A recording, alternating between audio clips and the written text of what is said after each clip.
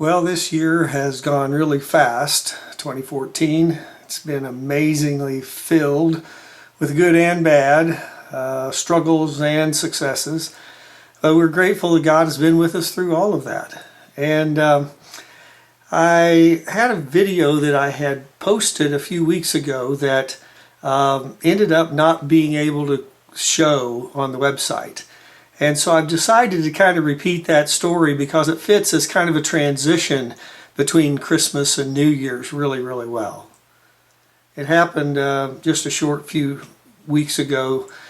Drake and I were laying on the couch. I was going through some of the channels. He had gotten through asking me, Papa, is news always on? And I said, yeah, it is. I'm watching it all the time. And we landed on Glenn Beck. He was going through a special thing on pro-life positioning, and he had written on his chalkboard the word abortion really large. And he was talking about the damage that had done to our country and how we needed to be aware of those things. And then he went over to the board and he erased the B and put a D, and he erased the the R and put a P, so that the word abortion turned into adoption. And Drake looked up at me and he said, Papa, what's adoption?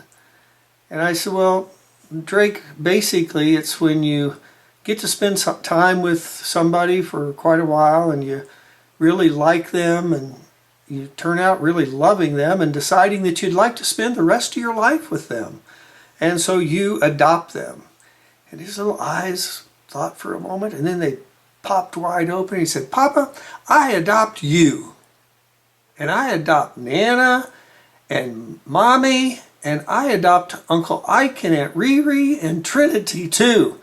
And it was a breakup moment for us. We were so overwhelmed that just the thought of adoption had been reversed in our minds. All this time we thought we were adopting him, or Janelle did, and we did, into our own family. But it turns out that God's plan was for him to adopt us. And you know, that was God's plan through Jesus Christ coming here to earth, was for him to adopt us. We get the chance to choose whether we'll follow him or not, whether we'll be responsible to him or not. But in its final analysis, he is the one who's made it possible for us to be adopted. So today, on New Year's Day of 2015, I'm reminded that I have been adopted.